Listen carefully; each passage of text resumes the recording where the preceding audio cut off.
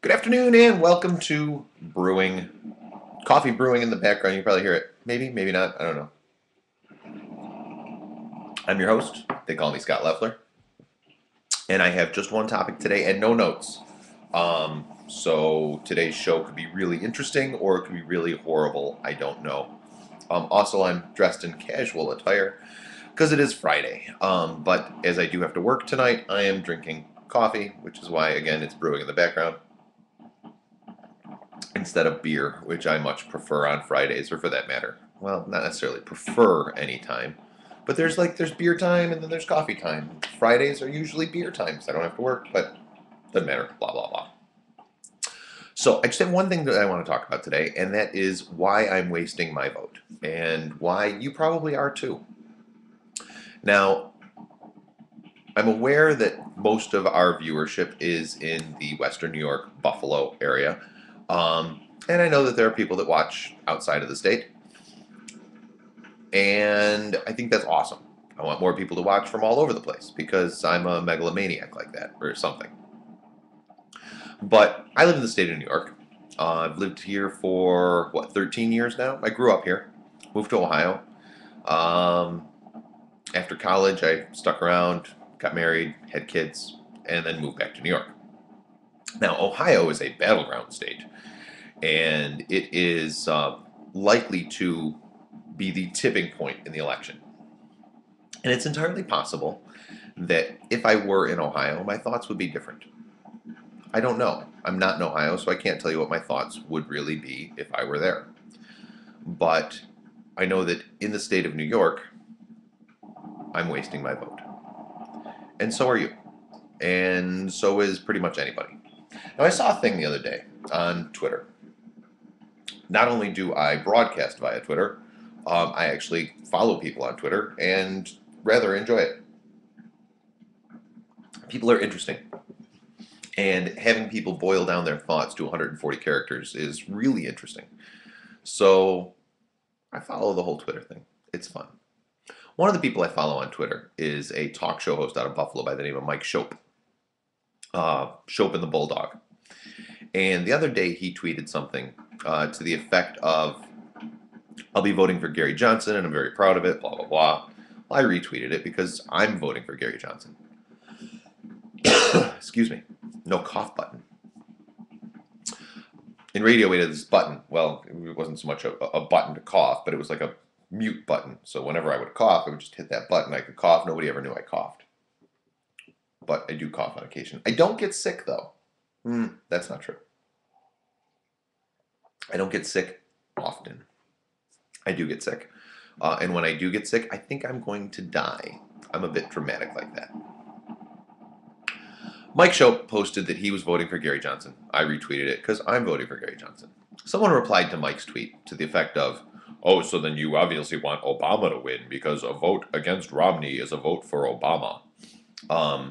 Because there are some people who seem to believe that there are only two candidates in this race. Most newspapers, for example. I'm on the editorial board at my place of work.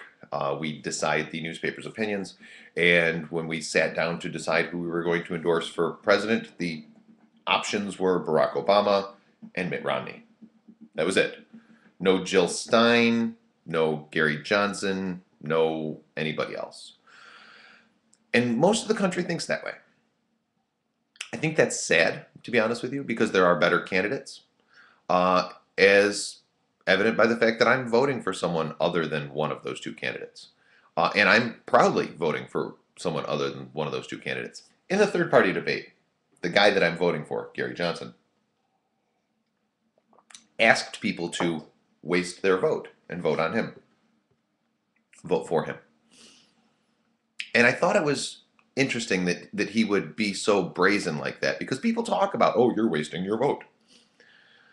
But I'm not, for a variety of reasons. First and foremost is the fact that I personally believe that doing what you think is right is never the wrong thing to do.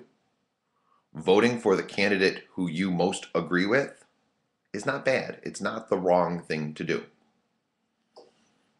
Now, the retort to that would be, well, ask the people in Florida, who voted for, anybody other than Al Gore, if they felt that their vote was wasted. All right, well, I'll ask them, hey, Florida, what do you think? We had 8 years of George W. Bush. Would this country be in better shape if we had had 8 years of Al Gore instead? No, maybe it would have. Maybe not. What I do know is that when George W. Bush waved goodbye to the White House, America was still standing. The principles upon which it was founded are still in place. There were some decisions made during the Bush years that I vehemently disagreed with. However, I can't necessarily say that I think that Al Gore would have done anything different or better. Now, I didn't vote for Al Gore. Who did I vote for in that? I don't even remember who I voted for in that race. That's kind of interesting, actually. One of the interesting things about voting for third-party candidates is you can forget them. I don't remember who I voted for in the year 2000. I know I voted for Clinton twice. I know I voted Libertarian in 2004 and 2008, and I'm doing that again. Because I most closely resemble the ideals of the Libertarian Party. Now, do I think that Gary Johnson has all the answers? No. Do I agree with him on every issue? No, I don't. But I agree with him more than I agree with the main two guys. They say that we're voting for the lesser of two evils. But you still get evil. And the candidate that I'm supporting, he's not perfect. But I don't think he's evil. For that matter, I don't think either Mitt Romney or Barack Obama is evil.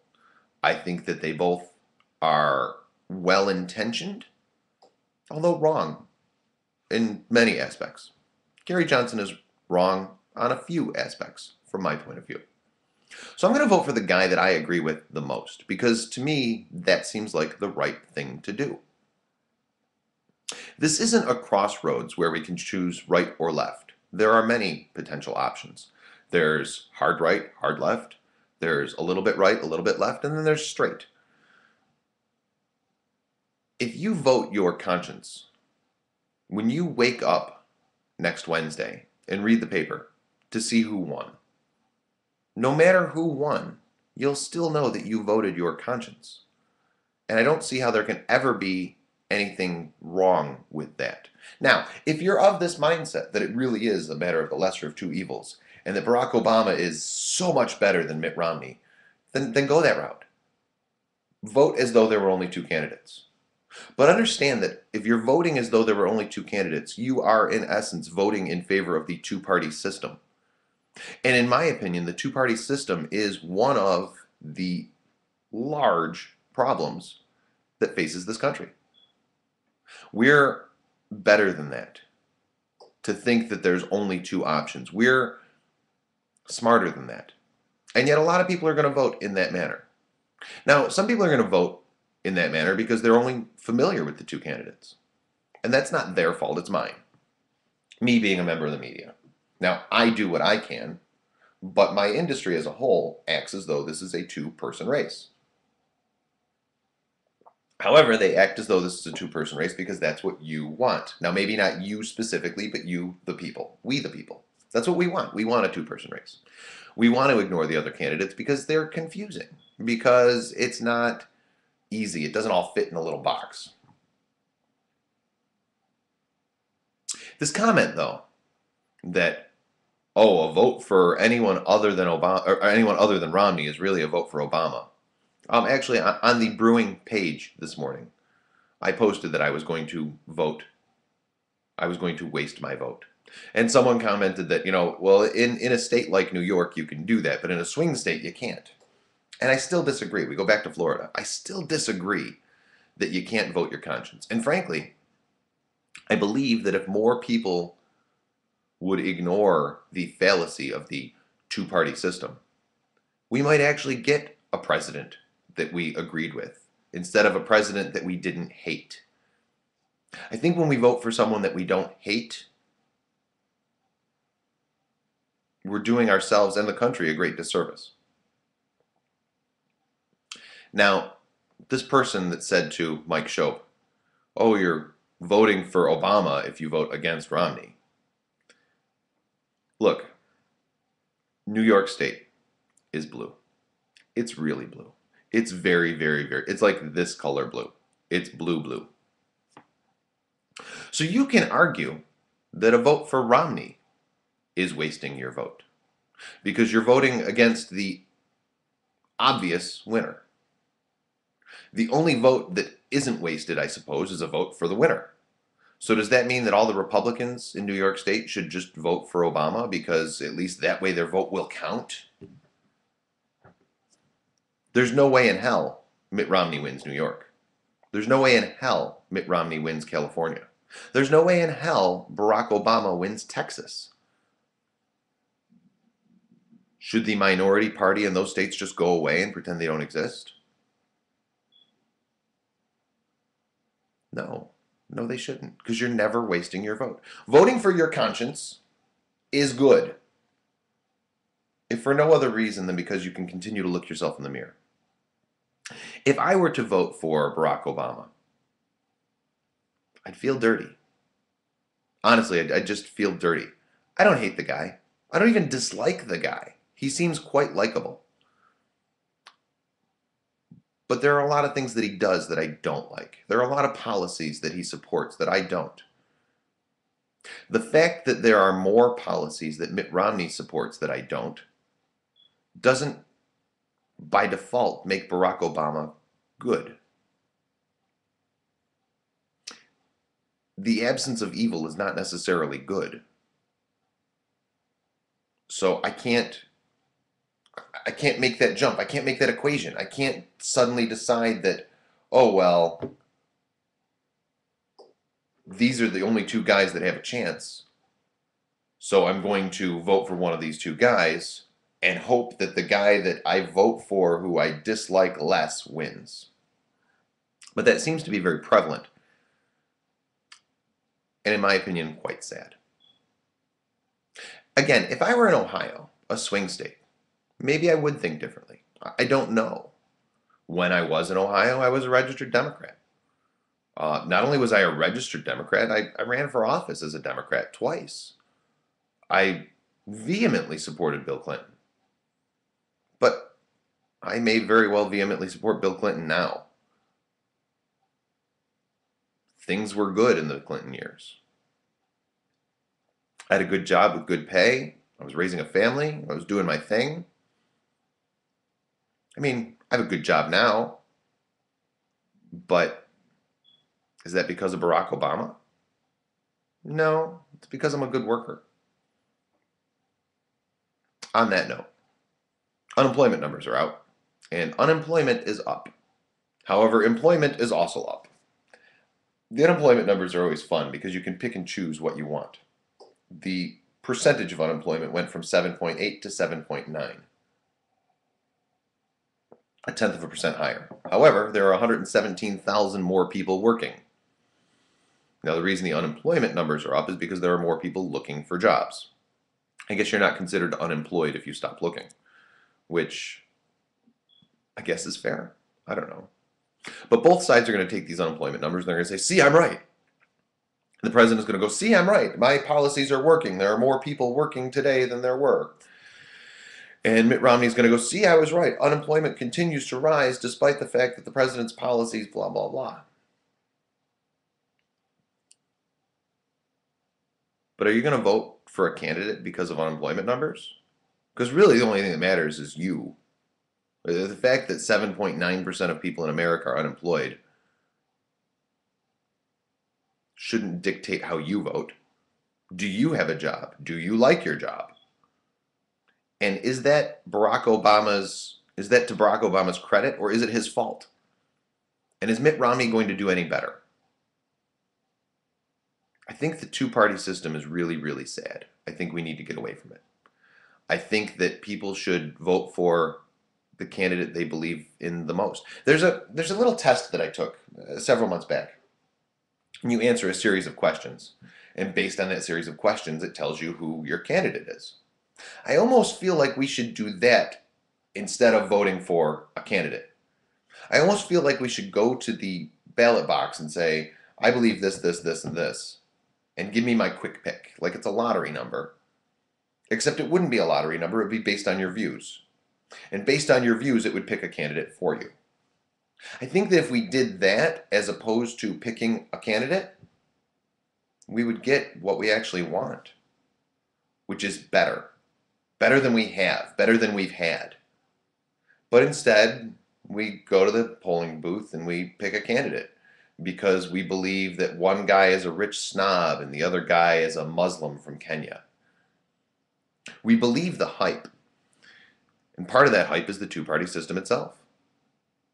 And I personally think that we need to get away from it.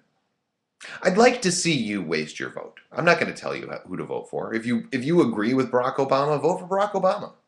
If you agree with Mitt Romney, vote for Mitt Romney.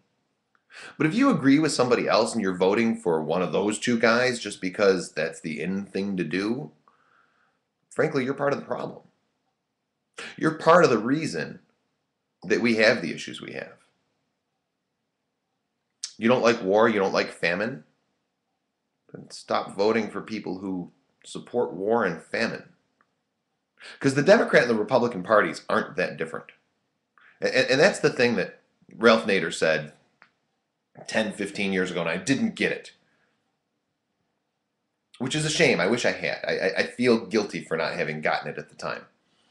But the Democratic and the Republican parties are very similar. If you watched the debates, you saw the candidates go, well, I agree on that, I agree on that, I agree. And especially foreign policy. They agreed on almost everything.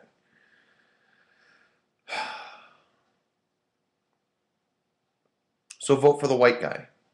Or vote for the black guy. But do it because it's the white or the black guy. And then admit that you're voting for the guy because he's white or because he's black. Don't pretend that they're that different, because they're not. There are differences. As I've said, I have more differences with Mitt Romney than I do with Barack Obama. But overall, they're pretty freaking similar. And if you vote for one of them because they're the lesser of the two evils, you're still admitting that you're voting for evil. That's just my take on it. It's Friday, November 2nd, 2012. I'll be back on Monday and then again on Tuesday, and we will continue to discuss politics.